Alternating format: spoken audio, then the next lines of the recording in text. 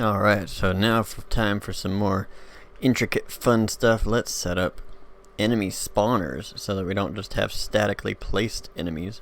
We can have it refresh itself. So I'm going to go into the enemies folder. I'm going to right click and create a blueprints class of an actor called enemy spawner underscore BP. I'm going to double click and open that up. And first thing I want to do is I want to add two things over here. They're both box collisions. The first one is spawn zone, and the second one, that is also a box collision, is a shut off zone. Oh, I don't want that parented like that. Make sure they're not parented to each other because they're going to be individualized. Let me double check, make sure. Yep, we're a go. Alright. So first thing I'm going to do is I'm going to go into the construction script. I'm going to grab out my spawn zone because I want to set the box extent. This will let us scale the size. As we place it in the world, we'll be able to adjust the size of it to fit what we need. So from inbox extent, promote that to a variable called spawn zone size. And you want to make sure that little I is clicked. Now we'll grab out our shutoff zone, and we're going to do the same thing, set box extent. So the spawn zone is the radius in which the enemies will spawn, and the shutoff zone is once the player enters the area, it'll stop this from doing it so that you don't have to worry about enemies spawning right in front of you. Now we're going to promote this to a variable too called shut. I don't know why I always want to add two T's there. Probably watching too much Schitt's Creek. Shut off zone size for the name of that. Now I'm going to compile real quick because I want to make sure that these are defaulted to something, otherwise you won't be able to see them. I'm going to set them both to 32 across the board, just like that. Now for the shut off zone size, we also want to do one more thing, and we want to set its relative location. Now we don't want to do world location, we want to do relative location. So it'll take into consideration where the actual BP actor is and then adjust it by this amount. So I'm going to promote that to a variable called shut off zone location. Now these will all have the eye clicked open. And to show you what that does, when I drag this out, I can move this up. And you'll see I have my spawn zone size. I can adjust it as needed. I got my shutoff zone that you can see right there in the middle. I can adjust its size to be even bigger so that once the player is in this radius, this will no longer spawn enemies, and once they're out, it will again. So now what we want to do is inside the enemy spawner, we want to go into the event graph. So that first part is in the construction script. The event graph is over here. Well, you know that, but yeah, I'm saying it anyway for some reason. Alright, so on begin play, we need to check my note. That's the wrong thing. Check my notes real quick. Enemy spawner. Alright.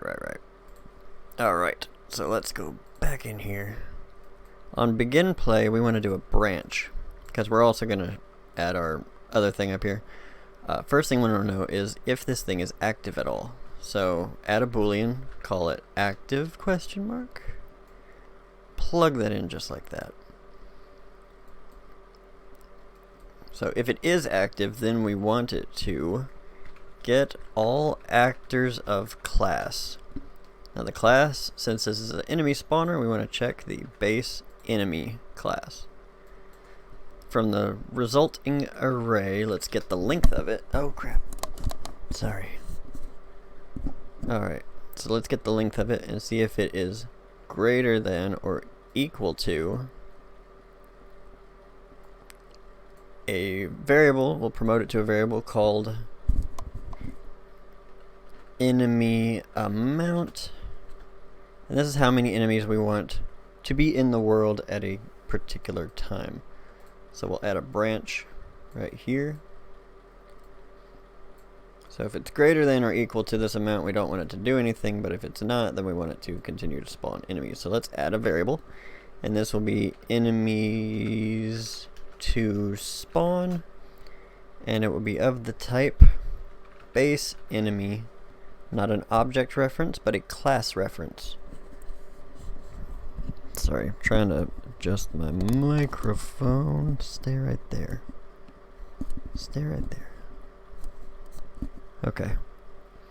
And we want this one to be an array, so that we're going to click that little eye. Let's click the eye on the enemy amount as well, so we can customize each one to check for different things.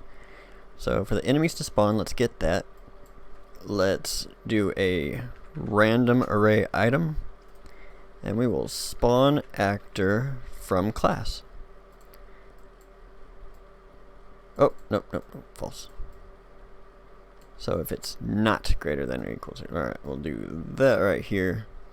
And now for the spawn transform, we want to grab our spawn zone, and we want to get scaled box extent.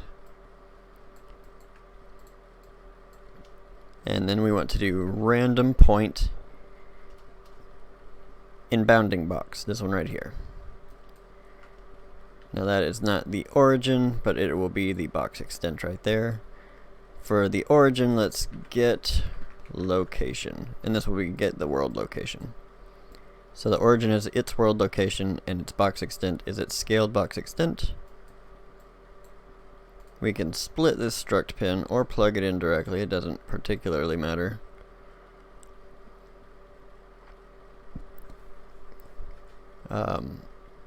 And then what we want to do is from here we want to do an is valid node, because there might be an instance of it trying to spawn something and it deciding, oh, couldn't do it for whatever reason, it automatically delete. It's like this collision handling override. If it interacts with something, it might automatically destroy it. So just a is valid node check will be good here. But if it is valid, then we want to do a line trace by channel, because if it spawns in the air, we want to set it on the ground.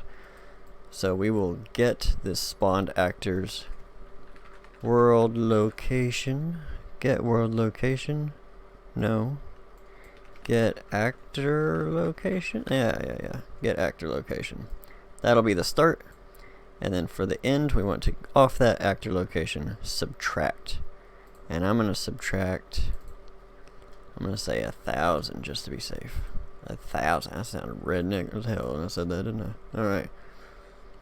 So I'm going to set this draw debug type to for duration, just for this particular instance.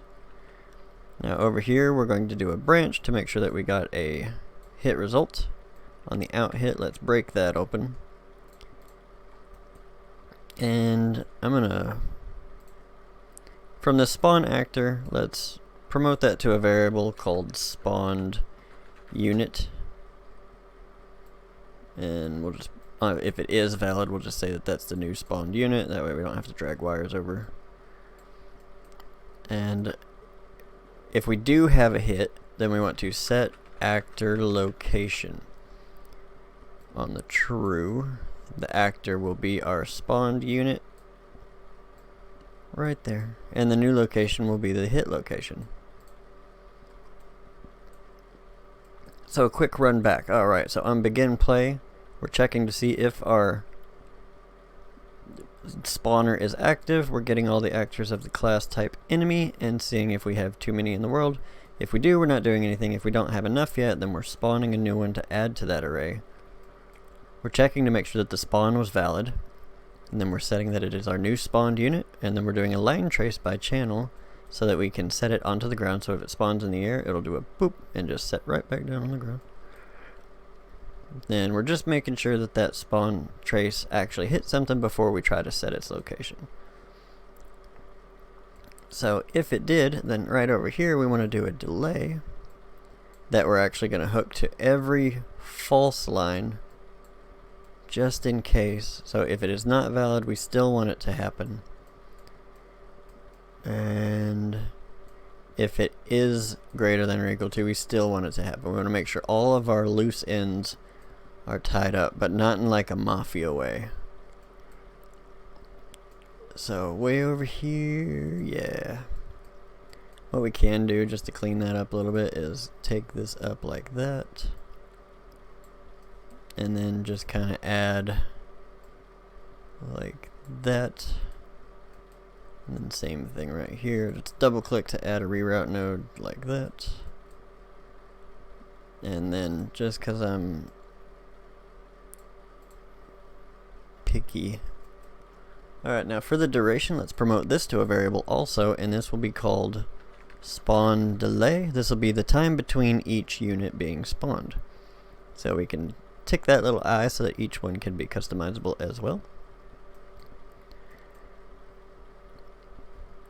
Now what we can also do is we could promote this to, let's go ahead and do that. I'm going to add a variable. It's going to be enemy type to check.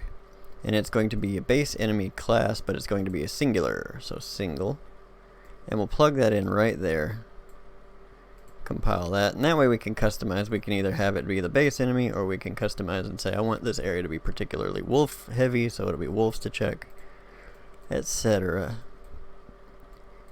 So over here, now we need to add one custom event at the very beginning. So a custom event called spawn check. We'll plug that in right here. So now it'll consistently loop back through itself based on this time that I'm going to give a default amount of 5. Now you want to make sure that these eyes are ticked for the enemy type to check. Spawn delay, don't need to worry about spawned unit. The enemies to spawn you do want to tick. Enemy amount as well, not the active, but also all 3 of these. So we'll come out here. So now you should have all this information over here. So I want it to spawn, let's say, 10 enemies.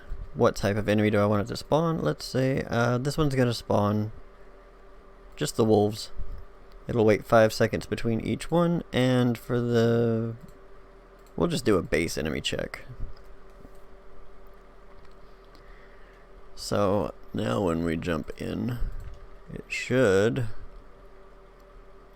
oh, right, it's not registering that it's active. So back in the enemy spawner, let's fix that real quick. So let's default it to active. Just for testing purpose and make sure it's doing what it's supposed to. It is.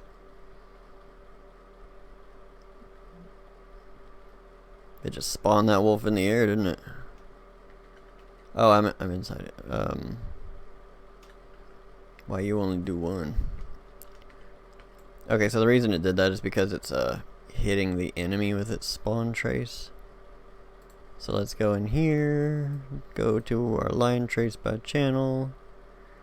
Let's make an array of actors to avoid, and the spawn unit will go in right there. So now it should ignore that, and it should spawn him right on the ground. He is some kind of ground dog now, so we're gonna go back in here. And right here where we're setting the actor location to the hit location, let's grab our location, we'll do an addition. Let's add, let's say, 90 to that. That way it spawns it a little bit above where it hit. So then, yay, he's on the ground. Hooray, huzzah. But it's only doing it once, and I'm not sure why.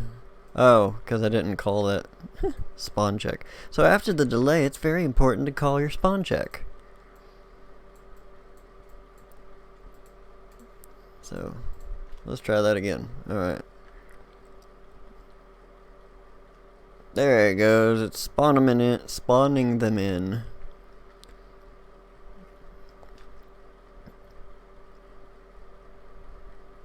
Now you notice they're not moving. It's I'll show you why that is in just 1 second.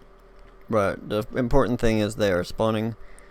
Let's add a little bit of variation to it. So we're setting the spawn transform rotation. It's just at 0 across the board. Let's do a make rotator.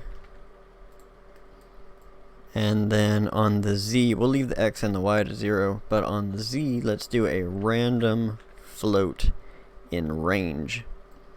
And now for the minimum it's negative 180, and for the maximum is 180. Let's check that real quick, and they should be, yeah, he's facing a different direction. Yeah, they're spawning looking different directions. That's great. Now the reason they're not walking around is because in the base enemy class we need to go down, we need to highlight the self, and then at the very bottom, very bottom, let's see. Nope, not the very bottom, right under pawn. So there's auto possess AI. Right now it's set to placed in world, so only possesses by an AI if the pawn is placed in the world manually. We want it placed in world or spawned. So now we add that in. Look at him go. He's a walking boy. And there's that one goes. Oh, he sees me. I'm trying to watch y'all spawn. I don't want you coming after me right now, bro.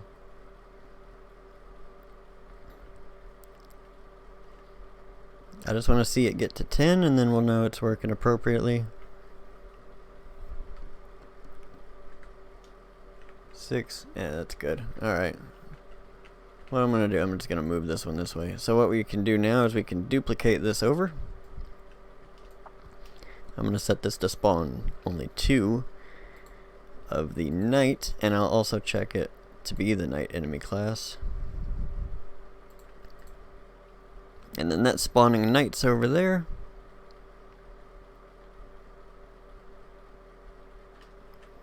But they weren't moving. Why wasn't these moving? Let's double check its pawn. Placed in world or spawned. Oh, you know what? I bet it's just outside my nav mesh. I've been having issues with that. Let me just go ahead and... No, it's not outside my nav mesh. But I'm still going to bump that up. Let's see. 50,000. That should cover everything. Oh, right, because in the last... Because I'm stupid, that's why. Here, let's go set his walk speed back up. So, max walk speed, 125 to begin with. And then at the very top, set his chase speed, 320. Okay, he's good. Alright, now he should be walking around. Alright, so now how we can get it to shut off when we're actually inside the spawn zone. Well, let's enlarge this spawn zone real quick. I'm gonna make it a mite bigger. Boom, like that. So if I'm inside this radius, it won't spawn. But we need to set that up by going into the spawn enemy spawner BP. Let's go to our shutoff zone, and we need to do an on begin overlap and an on end overlap. So for the other actor, we want to cast to the player, and then on the true, if it succeeds in its cast, we want to set active to false. Now let's copy and paste that on the end overlap, hook it to the other actor, and we'll set it back to true so that when we're inside this radius, you'll see that other one should spawn an enemy, but that one did not, even though they're at the same time. So my wolves have stopped spawning because I'm too close to the spawn zone. That way you don't have enemies spawning directly on top of your player, but as soon as I exit, it resumes. So one other thing you can do, if you have a particularly large map, you might not want these spawning all the time. So what we can also do is get a distance to the player. Let's see, other actor is player character. And if the distance is, let's say, greater than... However, depends on the size of your map, but I'm going to just default it to, if it's greater than 100 right now, just to show you, then it won't spawn. Let's see if it's active and, we want to and boolean, plug that in. Oh, no, not a greater than. If it's less than, you want it less than.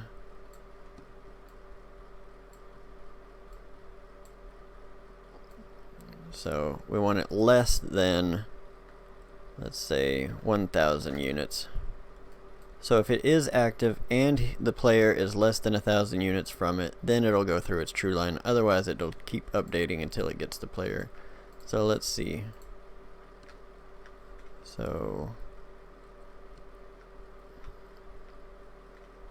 I probably have my spawn zone too big, or my shutoff zone. Let's set that to 10,000. Yeah, so they're spawning now,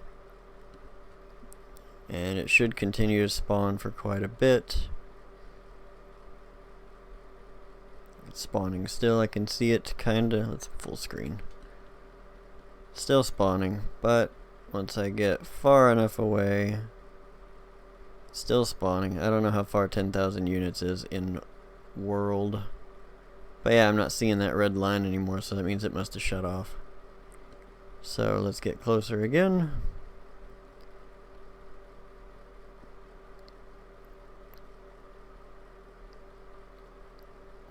And there it goes, spawning again. Excellent. Now, one other thing that we could do is here where we're spawning the actor, we could create an array called spawned enemies of the type actor. And then if we're too far away, then it destroys. Now you wouldn't want to hook this up off this. You would want to separate these out so that it checks each one individually, because otherwise as soon as you get too close it'll just destroy all the enemies. But that's something you can do. If you're interested in that, we can go over that in a future episode. Get out of here. But yeah, other than that, that's how you can get your enemies spawning in the world. Making sure that they are not spawning on top of the player with the shutoff zone. They're doing everything they're supposed to do. You can make them passive. Alright. So in the next one, we'll start doing something else. See you there. Bye.